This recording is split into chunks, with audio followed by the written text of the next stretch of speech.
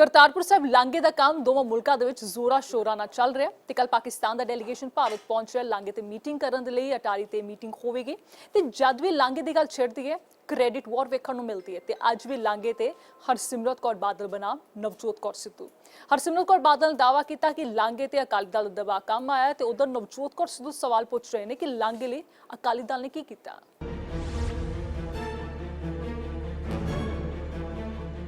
मैं ये समझती हूँ कि 550 साल के मनाने के लिए जब हमारी 2014 में सरकार बनी, शिरोमणि अकाली दल ने लगातार अपनी सरकार पे दबाव डाला कि ये लांघा हमारे सिखों की आस्था 70 साल की, आप इसको हकीकत बनाइए। मैं प्रधानमंत्री जी का शुक्राना करती हूँ कि पिछले साल के गुरपुरब से एक दिन पहले कैबिनेट में इन्होंने ये पास किया, क्योंकि बातचीत तो कई महीनों से चल रही थी।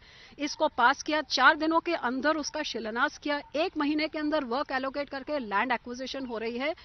और आज जब इतना तनाव है देश में, दोनों देशों के बीच में, लेकिन प्रधानमंत्री जी 110% कमिटेड हैं कि ये मेरी कमिटमेंट सिखों की आस्था के साथ थी, उनकी आस्था की बात है, ये कॉरिडोर ऑफ पीस हम पूरा करके रहेंगे। तो जहां मैं उनका शुक्राना करती हूं और इसमें कोई दो राय नहीं कि ये गुरु नानक देव जी के बख्शिश से हो रहा है। मैं ये भी, मुझे पूरा भरोसा है कि पाकिस्तान के जितने मंसूबे काले हों, जैसे भी हों, सबसे पहले परमात्मा उनके मंसूबों के ऊपर बैठे हैं। और दूसरी बात, मुझे अपने देश के लोगों पे, अपने देश की सेना पे और अपने देश की सरकार पे पूरा भरोसा है कि उनके काले मंसूबों का जवाब तो हमने अभी उधर बालकोट में दे दिया। तो यहाँ पे आप जो मर्जी आप सोचें, आपको ना पंजाब के लोग मुंह लगाएंगे और हमारी सेना भी आपको मुंह तोड़ जवाब देगी जो आप ऐसे कुछ हरकत के बारे में सोचें या करने की कोशिश करें।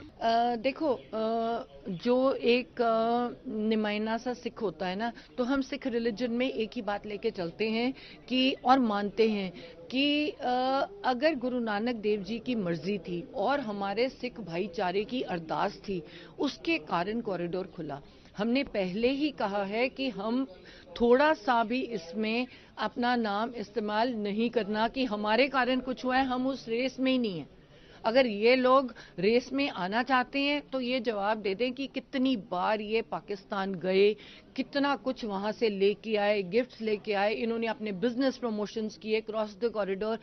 आज तक इन्होंने आवाज उठाई या कुछ ऐसा किया कि जिसके कारण करतारपुर साहिब कॉरिडोर खुले। सो मैं कहती हूँ ऐसे लोगों को तो शर्म आनी चाहिए ऐसी बात करते हुए।